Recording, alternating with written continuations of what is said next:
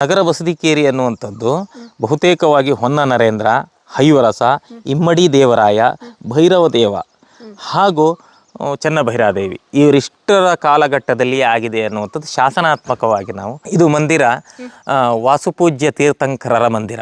ಹೈವರಸ ಈ ಸಾಮ್ರಾಜ್ಯವನ್ನು ದೊಡ್ಡ ಪ್ರಮಾಣದಲ್ಲಿ ವಿಸ್ತಾರ ಮಾಡ್ತಾನೆ. ಎಲ್ಲಿಯವರೆಗೆ ವಿಸ್ತಾರ ಮಾಡ್ತಾನೆ ಅಂತಂದರೆ ಅವನ ಕಾಲದಲ್ಲಿ ಗೋವಾದ ಮಾಂಡೋವಿ ನದಿಯಿಂದ ಈ ಭಾಗದಲ್ಲಿ ಕುಂದಾಪುರದ ತ್ರಾಸಿಯವರೆಗೆ ಈ ಸಾಮ್ರಾಜ್ಯದ ವಿಸ್ತರಣೆ ಇರುತ್ತೆ. ಅಲ್ಲಿ 3 ಕಣಗಳನ್ನು ಮಾಡ್ತಾನವನು. ಕುಚ್ಚಲಕ್ಕಿಯನ್ನು ಬೇಯಿಸಿ ಒಣಗಿಸಿ ಮೊದಲನೇ ಬಾರಿಗೆ, ಆನಂತರ ಸಾವಿರಾರು ಕಣಗಳಾಗಿರ್ಬೋದು. ಹಾಗಾಗಿ ಆ 3 ಕಣಗಳನ್ನು ಮಾಡ್ತಾನೆ.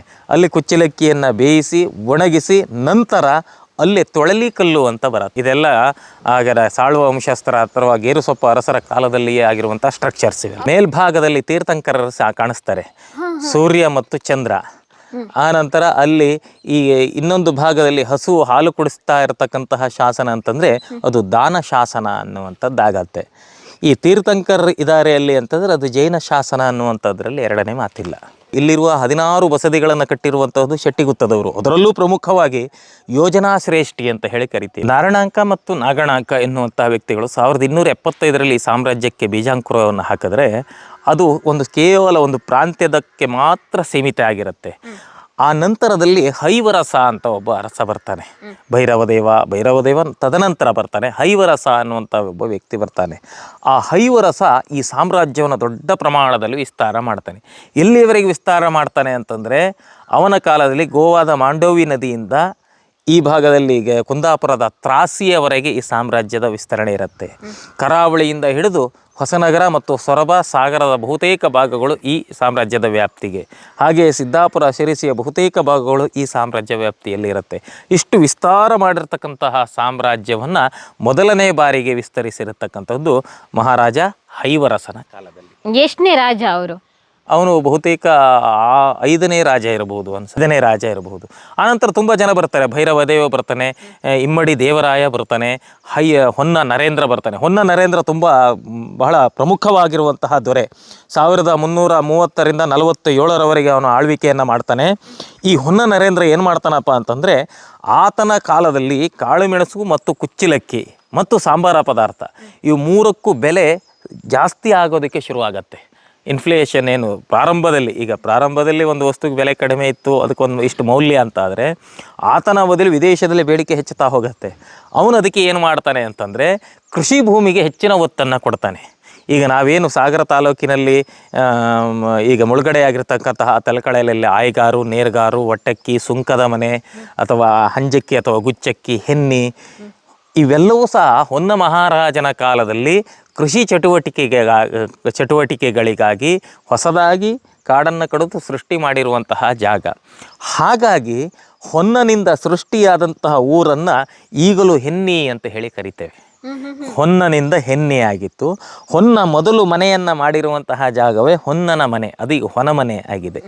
ಹೊನ್ನನ ನಂತರ ಏನಾಗತ್ತೆ ಅಂದರೆ ಆತನ ಅಣ್ಣ ಮತ್ತು ತಮ್ಮಂದಿರನ್ನು ಅಲ್ಲೊಂದು ಮನೆಯಲ್ಲಿ ಬಿಡ್ತಾನೆ. ಅಂದರೆ ಆ ಪ್ರದೇಶವನ್ನು ಸಂಪೂರ್ಣವಾಗಿ ಹಿಡಿತದಲ್ಲಿ ಇಟ್ಕೊಳ್ಬೇಕು ಪ್ರಾರಂಭದಲ್ಲಿ. ಹಾಗಾಗಿ ಆ ಮನೆಯನ್ನು ಅಲ್ಲೊಬ್ಬರ ವ್ಯಕ್ತಿಯನ್ನು ಬಿಡ್ತಾರೆ, ಆತನ ಮನೆತನದವರನ್ನೇ. ಅದೇ ಗುಚ್ಚಕ್ಕಿ ಅಥವಾ ಹಂಜಕ್ಕಿ ಮನೆತನ. ಅವ್ರು ಏನು ಮಾಡ್ತಾರಪ್ಪ ಅಂತಂದರೆ ಅಲ್ಲಿರ್ತಕ್ಕಂತಹ ಈ ಹೊನ್ನ ಮಹಾರಾಜನ ಆಣತಿಯಂತೆ ಅಲ್ಲಿರ್ತಕ್ಕಂತಹ ಭತ್ತವನ್ನು ಸಂಗ್ರಹಿಸಿ ಕುಚ್ಚಲಕ್ಕಿಯನ್ನಾಗಿ ಮಾಡ್ತಾರೆ. ಗುಚ್ಚಕ್ಕಿ ಅಂತಂದ್ರೆ ಅರ್ಥ ಬೇರೆ ಏನೂ ಇಲ್ಲ, ಕುಚ್ಚಲಕ್ಕಿ ಅಂತಂದೇಳಿ. ಆ ಕುಚ್ಚಲಕ್ಕಿ ಈ ರೀತಿಯಾಗಿ ಬಂದಿದ್ದು ಜನಗಳಿಗೆ ಪರಿಚಯ ಆಗಿದ್ದು ಮೊದಲಿತ್ತು. ಆದ್ರೆ ಅದಕ್ಕೆ ದೊಡ್ಡ ಪ್ರಮಾಣದಲ್ಲಿ ಉದ್ಯಮ ಮಾಡಬೇಕಾಯ್ತಲ್ವಾ. ಅಲ್ಲಿ 3 ಕಣಗಳನ್ನು ಮಾಡ್ತಾನವನು. ಕುಚ್ಚಲಕ್ಕಿಯನ್ನು ಬೇಯಿಸಿ ಒಣಗಿಸಿ ಮೊದಲನೇ ಬಾರಿಗೆ, ಆನಂತರ ಸಾವಿರಾರು ಕಣಗಳಾಗಿರ್ಬೋದು. ಹಾಗಾಗಿ ಆ 3 ಕಣಗಳನ್ನು ಮಾಡ್ತಾನೆ. ಅಲ್ಲಿ ಕುಚ್ಚಲಕ್ಕಿಯನ್ನು ಬೇಯಿಸಿ ಒಣಗಿಸಿ ನಂತರ ಅಲ್ಲಿ ತೊಳಲಿಕಲ್ಲು ಅಂತ ಬರುತ್ತೆ. ನೀವು ಈ ಹೆಸರನ್ನು ಕೇಳಿರೋದು ಇದೇ ಮೊದಲನೇ ಬಾರಿ ಅನಿಸುತ್ತೆ. ತೊಳಲಿಕಲ್ಲು ಅಂತಂದರೆ ಬೇರೆ ಏನೂ ಅಲ್ಲ, ಬೀಸುವ ಕಲ್ಲು ಇದೆಯಲ್ವಾ ಅದರದ್ದಲ್ಲೇ ಬೃಹದಾಕಾರವಾಗಿ ಇದು ನಿಂತು ಬೀಸುವಂಥದ್ದು. ಭತ್ತವನ್ನು ಹಾಕಿ ಬೀಸಿದಾಗ ಅಕ್ಕಿ ಆಗತ್ತೆ. ಅದು ನಾವು ಕೂತ್ಕೊಂಡು ಬೀಸೋ ಕಲ್ಲೇ ನೋಡಿ ಆಶ್ಚರ್ಯ ಪಡ್ತಾ ಇದ್ದೀವಿ. ಇನ್ನು ನಿಂತ್ಕೊಂಡು ಬೀಸೋ ಕಲ್ಲು ಮಾಡಿಸಿದ್ರ? ಆ ರೀತಿ ಇತ್ತು, ಆ ಕಾಲದಲ್ಲಿ ಇತ್ತು. ಅದು ಎಲ್ಲಿತ್ತು ಆ ಉದ್ಯಮ ಅಂತಂದರೆ ಮುಂದೊಂದು ಎಪಿಸೋಡಲ್ಲಿ ನಾನು ನಿಮಗೆ ತೋರಿಸ್ತೇನೆ. ಅಲ್ಲಿ ನೋಡ್ಬೋದಾ? ಆ ಜಾಗ ಕಾಡು ಕೂಡೋಗಿದೆ. ಬಹುತೇಕ ಚೆನ್ನಭೈರಾದೇವಿಯ ಕುರುಹುಗಳನ್ನು ನಾವು ಇವತ್ತು ನೋಡಬೇಕು ಅಂತಂದರೆ ಬಹುತೇಕ ಕಾಡಾಗಿ ಪರಿವರ್ತನೆ ಆಗಿದೆ. ಮತ್ತು ಕಾಲನ ದಾಳಿಗೆ ಅವೇನಾಗಿದೆ, ಕೋಟೆಗಳು, ಕೊತ್ತಲಗಳು, ಬಿಲ್ಡಿಂಗ್ಗಳು ಎಲ್ಲ ಏನಾಗಿದೆ, ನಾಶ ಆಗಿದೆ. ಕುರುಹುಗಳನ್ನಷ್ಟನ್ನು ನಾವು ನೋಡಬಹುದು. ಅಷ್ಟೇ. ಇಲ್ಲಿ ಗೇರುಸೊಪ್ಪದಲ್ಲಿ ಸಾಮ್ರಾಜ್ಯನ ಸ್ಥಾಪನೆ ಮಾಡಿದ್ರು ಅಂತ ಹೇಳಿದ್ರೆ ಅರಮನೆ ಎಲ್ಲಿತ್ತು ಸರ್? ಅರಮನೆಯ ಈಗೇನು ನಾವು ನಗರ ಬಸದಿ ಕೇರಿ ನಗರಿ ಕೇರಿಯಲ್ಲಿ ನಾವಿದ್ದೇವೆ, ಇದರ ಹಿಂಭಾಗದಲ್ಲಿ ಇತ್ತು. ಅದು ಸಹ ಇವತ್ತು ಅರಣ್ಯ ಸಂಪೂರ್ಣವಾಗಿ ಆವರಿಸ್ಕೊಂಡಿದೆ. ಇವತ್ತು ಅದು ಕುರುಹುಗಳನ್ನು ನೋಡಬಹುದು, ಅರಮನೆಯ ಕೋಟೆಗಳನ್ನು ನಾವು ನೋಡಬಹುದು. ಇದೆ ಇದೆ. ಮತ್ತು ಇದಲ್ಲದೆ ಆ ಭಾಗದಲ್ಲೂ ಒಂದು ಸಣ್ಣ ಅರಮನೆ ಇತ್ತು, ಶರಾವತಿ ಅಂದರೆ ಈ ಭಾಗದ ಬಲಭಾಗದಲ್ಲಿಯೂ ಸಹ ಇತ್ತು. ಹಾಗಾದ್ರೆ ಇವರ ಅರಮನೆಗಳನ್ನ ಎಲ್ಲೆಲ್ಲಿ ನೋಡಬಹುದು? ನಾವು ಸರಿಯಾಗಿ ಗುರುತಿಸ್ಬೋದು ಅಂತಂದರೆ ಒಂದು ಗೇರುಸೊಪ್ಪ, ಇನ್ನೊಂದು ಕಾನೂರು ಕೋಟೆಯಲ್ಲಿತ್ತು ಅನ್ನುವಂಥದ್ದಿದೆ. ಅದಕ್ಕೆ ಸಂಬಂಧಪಟ್ಟಂತೆ ಕುರುಹುಗಳೇನು ತುಂಬ ಸಿಗೋದಿಲ್ಲ. ಇನ್ನು ಆ ಕಡೆ ಬಸದಿ ಕೇರಿ ಅಂತ ಬರುತ್ತೆ, ಅಲ್ಲಿತ್ತು. ಆನಂತರ ಸುವರ್ಣಪುರಿ ಅನ್ನುವಂಥದ್ದು ಹೊನ್ನಾವರದಲ್ಲಿ ಇತ್ತು ಅನ್ನುವಂಥದ್ದು ಹೇಳ್ತಾರೆ, ಅದ್ರ ಬಗ್ಗೆ ಕುರುಹುಗಳು ಇಲ್ಲ. ಆನಂತರ ಅವರ ಸಾಮಂತ ರಾಜರುಗಳಿಗೆ ಹೊಗೆವಡ್ಡಿ ಅನ್ನುವಂಥದ್ದು ಒಂದು ಅರಮನೆ ಇತ್ತು. ಇವರಿಗೂ ಕೂಡ ಸಾಮಂತರ ರಾಜರು ಇಟ್ಕೊಂಡು ಸಾಮಂತರು ಅನ್ನುವಂಥದ್ದಕ್ಕಿಂತ ಇವರ ಸೇನಾಧಿಪತಿಗಳು ಅಂತಂದು ಹೇಳ್ಬೋದು. ಇವರು ನೀವು ಸ್ಟಾರ್ಟಿಂಗ್ ಅಲ್ಲಿ ಹೇಳಿದ್ರೆ ವಿಜಯನಗರ ಸಾಮ್ರಾಜ್ಯದ ಅಧೀನದಲ್ಲಿ ಬರ್ತಾರೆ ಅಂತೇಳಿ, ಸ್ಟಾರ್ಟಿಂಗ್ ಇಂದಲೇ ಇವ್ರ ಸಾಮ್ರಾಜ್ಯ ಸ್ಟಾರ್ಟ್ ಆಗದೆ ಅವ್ರ ಅಧೀನದಿಂದಲೇ ಅಥವಾ ಸ್ವತಂತ್ರ ಮೊದಲು ಸ್ವತಂತ್ರ ರಾಜರಾಗಿರ್ತಾರೆ. ಯಾವಾಗ 1336ರಲ್ಲಿ ವಿಜಯನಗರ ಅಸ್ತಿತ್ವಕ್ಕೆ ಬರುತ್ತಲ್ವ, ಆವಾಗ ಅವರು ಪ್ರವರ್ಧಮಾನಕ್ಕೆ ಬಂದ ಹಾಗೆ ಅವರು ಬಲಿಷ್ಠರಾಗ್ತಾ ಹೋದ ಹಾಗೆ ಈ ಸಾಮ್ರಾಜ್ಯವನ್ನು ತಮ್ಮ ಸಾಮ್ರಾಜ್ಯದೊಳಗೆ ಸೇರಿಸ್ಕೊಳ್ತಾರೆ. ಆನಂತರ ಇವರೇನಾಗ್ತಾರೆ, ವಿಜಯನಗರ ಸಾಮ್ರಾಜ್ಯ ಅಳಿಯುವವರೆಗೂ ವಿಜಯನಗರದ ಅಧೀನದಲ್ಲಿ ಇವರು ಇರ್ತಾರೆ. ಇಲ್ಲಿ ಬಸದಿಗಳನ್ನ ನೋಡ್ತೀವಲ್ಲ, ಯಾವ ಬಸದಿ ಸರ್? ಇಲ್ಲೆಲ್ಲ ಸ್ಟ್ರಕ್ಚರ್ ಎಲ್ಲ ನೋಡ್ತಿದ್ದೀವಲ್ಲ, ಇದೆಲ್ಲ ಆಗಿನ ಕಾಲದ ಸ್ಟ್ರಕ್ಚರ್? ಇಲ್ಲ, ಇದೆಲ್ಲ ಆಗರ ಸಾಳುವ ವಂಶಸ್ಥರ ಅಥವಾ ಗೇರುಸೊಪ್ಪ ಅರಸರ ಕಾಲದಲ್ಲಿಯೇ ಆಗಿರುವಂತಹ ಸ್ಟ್ರಕ್ಚರ್ಸ್ ಇವೆ. ಅವರಿಗೆ ನೀವು ಸಾಳುವ ವಂಶಸ್ಥರು ಅಂತ ಹೇಳಿ ಕರಿತೇವೆ. ಅದು ಸಾಳುವ ಮನೆತನ ಅನ್ನುವಂಥದ್ದು ಬರುತ್ತೆ. ಅದು ಎರಡು ರೀತಿ ಹೇಳ್ತಾರೆ. ಒಂದು ವಿಜಯನಗರಕ್ಕೆ ಸಂಬಂಧಪಟ್ಟವರು ಅನ್ನುವಂಥದ್ದು ಒಂದು ಹೇಳ್ತಾರೆ. ಅಲ್ಲೂ ಬರ್ತಾರೆ ಸಂಗಮ, ಸಾಳುವ, ತುಳುವ, ಅರವಿಡು 4 ಮನೆತನಗಳು ಬರುತ್ತೆ ವಿಜಯನಗರ ಸಾಮ್ರಾಜ್ಯದಲ್ಲಿ ಬರುತ್ತೆ. ಇದಕ್ಕೆ ಸ್ಪಷ್ಟತೆ ಅನ್ನುವಂಥದ್ದಿಲ್ಲ. ಒಂದು ವಿಜಯನಗರ ಅರಸರಿಗೆ ಸಂಬಂಧಪಟ್ಟಿರುವಂತಹದ್ದು ಅಂತ ಹೇಳ್ತಾರೆ. ಇನ್ನೊಂದು ಹೊನ್ನಾವರದ ಸಮೀಪ ಇರುವಂತಹ ಸಾಳುವಳ್ಳಿಯಿಂದ ಇವರು ಬಂದವರು ಅಂತ ಹೇಳ್ತಾರೆ. ಹಾಗಾಗಿ ಇದಕ್ಕೆ ಸ್ಪಷ್ಟತೆ ಅನ್ನುವಂಥದ್ದು ಇನ್ನೂ ದಾಖಲೆಗಳಲ್ಲಿ ಸಿಗ್ತಾ ಇಲ್ಲ.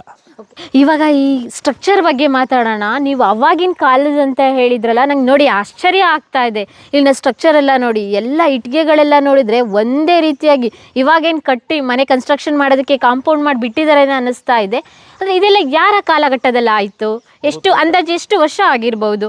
ಬಹುತೇಕವಾಗಿ ಈ ನಗರ ಬಸದಿ ಕೇರಿ ಅನ್ನುವಂಥದ್ದು ಬಹುತೇಕವಾಗಿ ಹೊನ್ನ ನರೇಂದ್ರ, ಹೈವರಸ, ಇಮ್ಮಡಿ ದೇವರಾಯ, ಭೈರವ ದೇವ ಹಾಗೂ ಚೆನ್ನಭೈರಾದೇವಿ ಇವರಿಷ್ಟರ ಕಾಲಘಟ್ಟದಲ್ಲಿ ಆಗಿದೆ ಅನ್ನುವಂಥದ್ದು ಶಾಸನಾತ್ಮಕವಾಗಿ ನಾವು ತಿಳಿದುಕೊಳ್ಬಹುದು. ಪ್ರಮುಖವಾಗಿ ಅಂತಂದರೆ ಚೆನ್ನಭೈರಾದೇವಿ ಕಾಲಘಟ್ಟದಲ್ಲಿ ಕೇವಲ ಗೇರುಸೊಪ್ಪೆಯಲ್ಲಿ ಮಾತ್ರ ನಿರ್ಮಾಣ ಆಗಿರುವಂಥ ಬಸದಿಗಳು ಅಥವಾ ದೇವಾಲಯಗಳು, ದೇವಸ್ಥಾನಗಳಲ್ಲ. ಭಟ್ಕಳ ಇರಬಹುದು, ಹಳದಿಪುರ ಇರಬಹುದು, ಹೊನ್ನಾವರ ಇರಬಹುದು, ಉಪ್ಪುಂದ ಇರಬಹುದು, ಇವೆಲ್ಲವೂ ಸಹ ಆಗಿನ ಕಾಲದಲ್ಲಿ ಈ ಗೇರುಸೊಪ್ಪು ಅರಸರೇ ನಿರ್ಮಿಸಿ ಕೊಟ್ಟಿರ್ತಕ್ಕಂತಹ ದಾನದತ್ತಿಗಳನ್ನು ಬಿಟ್ಟಿರುವಂಥ ಉದಾಹರಣೆಗಳನ್ನು ಶಾಸನಾತ್ಮಕವಾಗಿ ಇಂದು ನೋಡಬಹುದು ನಾವು. ಓಕೆ, ಈ ಸ್ಟ್ರಕ್ಚರ್ ಬಗ್ಗೆ ಮಾತಾಡಬೇಕು ಅಂತ ಹೇಳಿದರೆ ಯಾರ ಶೈಲಿಯಲ್ಲಿದೆ ಸರ್? ಯಾವುದಕ್ಕೆ ಹೋಲಿಸ್ಬೋದು ನೀವು ಸ್ಟಡಿ ಮಾಡಿದ್ರ ಪ್ರಕಾರ? ಅಲ್ಲಿ ನೋಡ್ಬನ್ನಿ, ಇಟ್ಟಿಗೆ ನೋಡ್ಬೋದು, ಮತ್ತು ಇಲ್ಲಿ ಕೆಲವೊಂದು ಶಾಸನಗಳನ್ನ ನೋಡ್ತೀವಿ.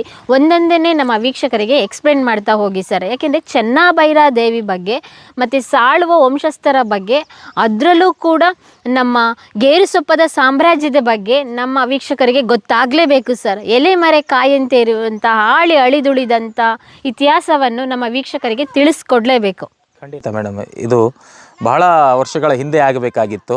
ನಿಮ್ಮ ಮಾಧ್ಯಮ ಈ ಕುರಿತು ಬೆಳಕು ಚೆಲ್ತಾ ಇದೆ. ನಿಜವಾಗೂ ನಿಮ್ಮ ಮಾಧ್ಯಮಕ್ಕೆ ನಾವು ಚಿರಋಣಿಯಾಗ್ತೇವೆ ಮತ್ತು ಧನ್ಯವಾದಗಳನ್ನು ಅರ್ಪಿಸ್ತೇವೆ. ಇದು ಪ್ರಮುಖವಾಗಿ ಈ ಚೆನ್ನಭೈರಾದೇವಿ ಮತ್ತು ಸಾಳುವ ವಂಶಸ್ಥರ ಸಾಮ್ರಾಜ್ಯದ ಕಟ್ಟಡಗಳು ಹೊಯ್ಸಳ ಶೈಲಿಯನ್ನು ಹೋಲ್ತವೆ.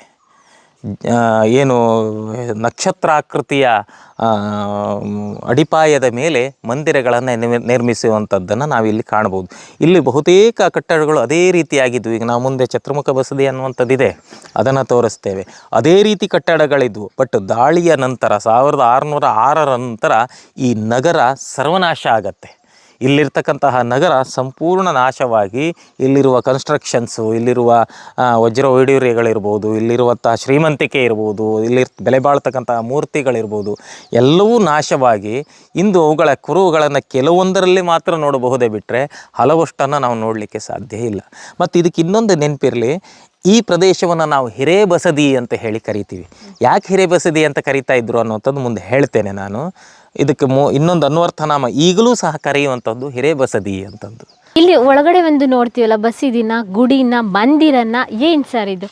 ಇದು ಮಂದಿರ ವಾಸುಪೂಜ್ಯ ತೀರ್ಥಂಕರರ ಮಂದಿರ. ಅದು ಕಾರಣಾಂತರದಿಂದ ಬೈ ಮಿಸ್ಟೇಕ್ ಆಗಿ ವರ್ಧಮಾನ ಸ್ವಾಮಿ ಮಂದಿರ ಆಗಿದೆ. ಅದು ತೀರ್ಥಂಕರರನ್ನ, ಪೀಠದ ಮೇಲಿರುವಂತಹ ತೀರ್ಥಂಕರರನ್ನ ಆಧರಿಸಿ ನಾವು ಹೇಳಬೇಕು ಅಂತಂದ್ರೆ ಇದು ವಾಸುಪೂಜ್ಯ ತೀರ್ಥಂಕರರ ಮಂದಿರ. ಇದು ಅಂದ್ರೆ ಮೂಲತಃ ಇಲ್ಲಿ ಜೈನರ ಬಸದಿಗಳು ಯಾವ ರೀತಿ ಇತ್ತು ಅನ್ನೋದಕ್ಕೆ ಕಂಪ್ಲೀಟ್ ಇದೇ ಮಾದರಿಯಾಗಿ ಬಂದಿರೋದು. ಇವಾಗ ಕೆಲವೊಂದು ದೇವಸ್ಥಾನಗಳು ಮುಂಚೆ ಜೈನರ ಮಂದಿರಗಳಾಗಿದ್ದು, ಬಸದಿಗಳಾಗಿದ್ದು, ಆಮೇಲೆ ದೇವಸ್ಥಾನಗಳಾಗಿ ಕನ್ವರ್ಟ್ ಆಯ್ತು ಅನ್ನೋದನ್ನ ನಾವೆಲ್ಲ ನೋಡ್ತೀವಿ. ಆದರೆ ಮೂಲತಃ ಯಾವ ರೀತಿ ಇರ್ತವೆ ಬಸದಿಗಳು ಅನ್ನೋದಕ್ಕೆ ಒಂದು ಸ್ಟ್ರಕ್ಚರ್ ಕಣ್ಣಾರೆ ಕಾಣಬೇಕು ಅಂತ ಹೇಳಿದ್ರೆ ಇಲ್ಲಿ ಗೇರುಸೊಪ್ಪದಲ್ಲಿದೆ. ಅದು ಯಾರ ತೀರ್ಥಂಕರದ್ದು ಸರ್? ಅಲ್ಲಿ ಅದು ಬಾಹುಬಲಿಯ ತೀರ್ಥಂಕರಲ್ಲ, ಬಾಹುಬಲಿಯ ಮೂರ್ತಿ, ಮೊದಲ ಮೋಕ್ಷಗಾಮಿಯವರು. ಆದರೆ ಅದು ಏನಾಗಿದೆ ಅಂದರೆ ಇನ್ಕಂಪ್ಲೀಟ್ ಆಗಿತ್ತು. ಅದು ಈ ಹಳ್ಳದ ಬದಿಯಲ್ಲಿ ಇದ್ದಿರೋದ್ರಿಂದ ಅದು ಮತ್ತೆ ಇನ್ನು ಹೊರಗಡೆ ಹೋಗೋದು ಬೇಡ ಅನ್ನುವಂತಹ ದೃಷ್ಟಿಯಿಂದ ಅದನ್ನು ಇಲ್ಲಿ ತಗೊಂಡ್ಬಂದು ನೆಲೆಗಾಸಿಟ್ಟಿಸಲಾಗಿದೆ. ಇಲ್ಲಿ ಕೆಲವೊಂದು ಶಾಸನಗಳನ್ನ ನೋಡ್ತೀವಿ, ಕಂಬಗಳನ್ನ ನೋಡ್ತೀವಿ. ಏನಿದೆ ಸರ್ ವಿಶೇಷ? ಇವಷ್ಟು ಇದಕ್ಕೆ ಸಂಬಂಧಪಟ್ಟಿರ್ತಕ್ಕಂಥ ನಗರ ಬಸದಿ ಕೇರಿ ವ್ಯಾಪ್ತಿಗೆ ಸಂಬಂಧಪಟ್ಟಿರುವಂಥ ಎಲ್ಲ ಶಾಸನಗಳಿದ್ದಾವೆ ಮೇಡಮ್. ಇದರಲ್ಲಿ ಪ್ರತಿಯೊಬ್ಬರ ಆಳ್ವಿಕೆ, ಉದಾಹರಣೆಗೆ 2ನೇ ದೇವರಾಯ ಅಥವಾ ಇಮ್ಮಡಿ ದೇವರಾಯ ಅಂತ ಬರ್ತಾನೆ, ಆತನ ಸಾಧನೆಯನ್ನು ಕುರಿತಿರುವಂತಹ ಶಾಸನಗಳಿದೆ. ಆನಂತರ ಯೋಜನಾ ಶ್ರೇಷ್ಠಿ ಅನ್ನುವಂಥ ಒಬ್ಬ ಶೆಟ್ಟಿಗುತ್ತ ಅನ್ನುವಂಥ ಒಂದು ಸಂಸ್ಥೆ ಬರುತ್ತೆ ಇಲ್ಲಿ.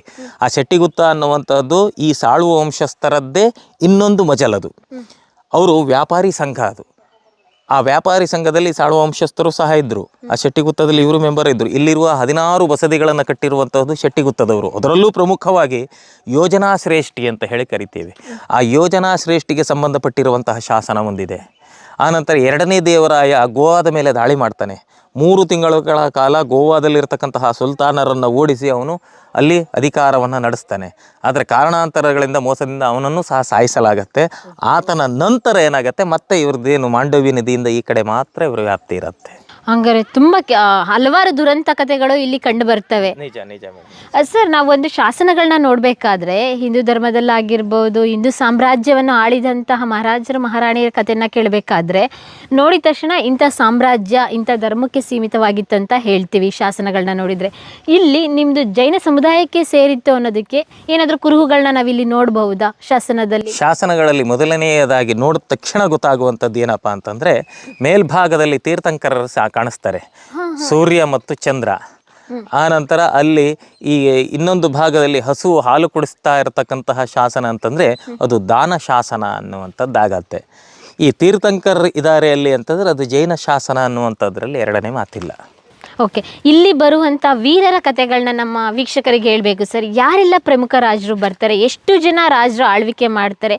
ರಾಣಿ ಚೆನ್ನಬೈರಾದೇವಿ ಬರೋದಕ್ಕಿಂತ ಮುಂಚೆ ಗೇರುಸೊಪ್ಪ ಸಾಮ್ರಾಜ್ಯವನ್ನು ಎಷ್ಟು ಜನ ರಾಜರು ಆಳ್ವಿಕೆ ಮಾಡ್ತಾರೆ, ಎಷ್ಟು ಅಭಿವೃದ್ಧಿ ಮಾಡ್ತಾರೆ ಸಾಮ್ರಾಜ್ಯವನ್ನು? ನೋಡಿ, ಮೊದಲನೇದಾಗಿ ನಾರಣಾಂಕ ಮತ್ತು ನಾಗಣಾಂಕ ಇದನ್ನು ಆರಂಭ ಮಾಡ್ತಾರೆ. ಹೈವರಸನ ಕಾಲದಲ್ಲಿ ಸಾಮ್ರಾಜ್ಯ ವಿಸ್ತರಣೆ ಆಗತ್ತೆ. ಸಾಮ್ರಾಜ್ಯ ವಿಸ್ತರಣೆಯಾಗಿ ಸಾಮ್ರಾಜ್ಯದ ವ್ಯಾಪ್ತಿ ಗೋವಾದ ಮಾಂಡವಿ ನದಿಯಿಂದ ಹಿಡಿದು ಕುಂದಾಪುರದ ತ್ರಾಸಿಯವರೆಗೂ ಇರೋ ವ್ಯಾಪ್ತಿ ಹಬ್ಬತ್ತೆ. ಹಾಗೆಯೇ ಆತನ ನಂತರ ಹೊನ್ನ ನರೇಂದ್ರ ಬರ್ತಾರೆ. ಆ ಹೊನ್ನ ನರೇಂದ್ರನೂ ಸಹ ಇಲ್ಲಿ ಮಹಾಮಂಡಲೇಶ್ವರರು ಅಂತ ಹೇಳಿ ಬರ್ತಾರೆ. ಮಹಾಮಂಡಲೇಶ್ವರರು ಅನ್ನುವಂತಹ ಹೆಸರು ಹೊಯ್ಸಳರಿಂದ ಬಂದಿರುವಂಥದ್ದು. ಅವರು ಒಂದಿಷ್ಟು ಪ್ರಾಂತ್ಯದ ಸರ್ವಾಧಿಕಾರವನ್ನು ಕೊಟ್ಟಿರುವಂತಹ ಕುರುಹಾಗಿ ಅವರನ್ನು ಮಹಾಮಂಡಲೇಶ್ವರರು ಅಂತ ಕರೀತಾರೆ. ಹಾಗಂದ ಮಾತ್ರಕ್ಕೆ ಎಲ್ಲರನ್ನೂ ಮಹಾಮಂಡಲೇಶ್ವರರು ಅಂತ ಕರೀಲಿಲ್ಲ. ಉದಾಹರಣೆಗೆ ಹೈವರಸನ್ನು ಮಹಾಮಂಡಲೇಶ್ವರ ಹೈವರಸ ಅಂತ ಕರೀತಾರೆ. ಚೆನ್ನಭೈರಾದೇವಿಯನ್ನು ಮಹಾಮಂಡಲೇಶ್ವರಿ ಚೆನ್ನಭೈರಾದೇವಿ ಅಂತ ಕರೀತಾರೆ. ಈ ರೀತಿ ಒಂದು 2-3 ಜನರಿಗೆ ಮಾತ್ರ ಮಹಾಮಂಡಲೇಶ್ವರಿ ಬಿರುದಾವಳಿಗಳು ಬರ್ತವೆ. ಹೀಗೆ ಭೈರವದೇವ ಅಂತ ಬರ್ತಾನೆ. ಆ ಭೈರವದೇವನೂ ಸಹ ಅಷ್ಟೇ. ಆತ ಇದೇ ಕಾಯ್ಕಣಿ ಅಂತ ಹೇಳಿ ಬರುತ್ತೆ ಮುರುಡೇಶ್ವರದ ಹತ್ರ, ಅಲ್ಲೊಂದು ಹೋರಾಟ ಮಾಡ್ತಾನೆ. ಆತ ಗೋವಾದ ಸುಲ್ತಾನರ ವಿರುದ್ಧನೂ ಸಹ ಹೋರಾಟ ಮಾಡ್ತಾನೆ. ಅಲ್ಲ, ಗೋವಾದ ಸುಲ್ತಾನರ ವಿರುದ್ಧ ಹೋರಾಟ ಮಾಡುವಷ್ಟು ಇಲ್ಲಿ ಸೈನ್ಯಾಡಳಿತ ಇತ್ತ? ಪ್ರಿಯ ವೀಕ್ಷಕರೇ, ನಾವು ತೋರಿಸುತ್ತಿರುವ ಇತಿಹಾಸದ ಕಥೆಗಳು ಕನ್ನಡದ ಕಲೆ, ಸಾಹಿತ್ಯ, ಸಂಸ್ಕೃತಿ, ಜನಜೀವನ, ಇತಿಹಾಸ ಸೃಷ್ಟಿಸಿದ ಜನಸಾಮಾನ್ಯರ ಅಸಾಮಾನ್ಯ ಕಥೆಗಳು ನಿಮಗೆ ಇಷ್ಟ ಆಗಿದ್ಯಾ? ಹಾಗಿದ್ರೆ ವಿಡಿಯೋ ನೋಡಿ ಸುಮ್ಮನಾಗ್ಬೇಡಿ, ಶೇರ್ ಮಾಡಿ, ಸಪೋರ್ಟ್ ಮಾಡಿ, ನಮ್ಮೊಂದಿಗೆ ಜೊತೆಯಾಗಿ. ಇದು ನೀವೇ ಬೆಳೆಸಿದ ನಿಮ್ಮ ನೆಚ್ಚಿನ ಡಿಜಿಟಲ್ ಮಾಧ್ಯಮ. ಇನ್ಮುಂದೆ ನಿಮಗಾಗಿ ಇನ್ನಷ್ಟು ವಿನೂತನ ಶೈಲಿಯಲ್ಲಿ ಬರಲಿದೆ. ನೈತಿಕ ಬೆಂಬಲದ ಜೊತೆಗೆ ಆರ್ಥಿಕ ಬೆಂಬಲ ನೀಡಿ. ನಿಮ್ಮ ಬೆಂಬಲವೇ ನಮಗೆ ಪ್ರೇರಣೆ, ಸ್ಫೂರ್ತಿ ಕೂಡ. ನಿಮ್ಮ ಬೆಂಬಲದೊಂದಿಗೆ ನಮ್ಮ ಪಯಣ ಮುಂದುವರಿಯುತ್ತಿದೆ. ಸಾಮಾಜಿಕ ಬದಲಾವಣೆಗೆ ಜೊತೆಯಾಗಿ ನಮ್ಮ ಮುಂದಿನ ಪೀಳಿಗೆಗೆ ಕರ್ನಾಟಕದ ಇತಿಹಾಸ ಉಳಿಸೋಣ.